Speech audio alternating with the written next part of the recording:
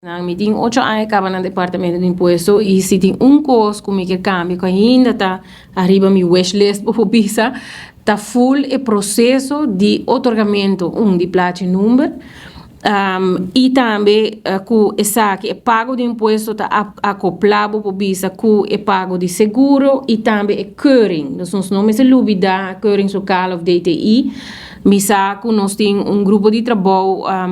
especificamente arriba terreno de UTVs com ATVs, pero esta conta também para todo outro placa de número normal,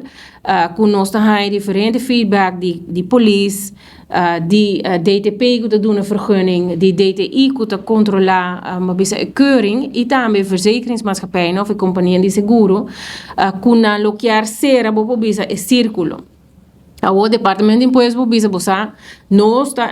encarregado com a cobrança de imposto. Nós temos sistema digital que se 31 de janeiro chega e o contribuinte não paga, 1 de fevereiro sua cobrança e subuta de nosso sistema. Então, o departamento de imposto por bisa facilmente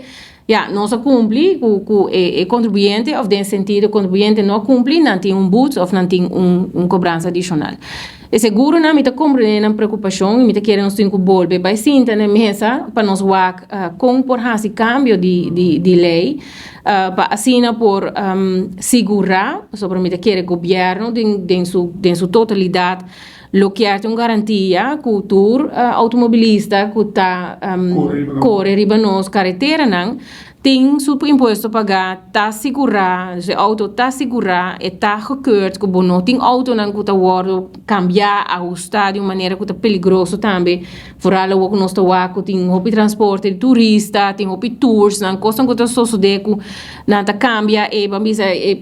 auto, e jeep, não está cambia, se ele que não tem dak, ou tem, você que tem barra de hero, só está aguenta, por bisa chassis, que está vira algo perigoso se não wordt gekeurd of worden afgekeurd. Dus met compreender a preocupação e met compartilhar a preocupação, nós vamos ver uma maneira que está muito mais melhor para atender isso aqui. Dus met querer que a pouco nós temos a reforma atrás de lomba e nós temos mais tempo, é algo que met querer nós vamos vai sonhar, evaluar e com outro país não tem regular. É muito mais eficiente para o departamento de imposto, para a companhia de seguro e uiteindelijk para nós todos. Se você tem acidente, você não quer, para amanhã você tem gasto para direito do auto e a pessoa que causa o acidente não está segura que o gasto está caindo para o mês e não tem gasto que você a plan para você. Então, é beneficiar nós todos para a carretera, auto não está arriba, nos carretera não está segura.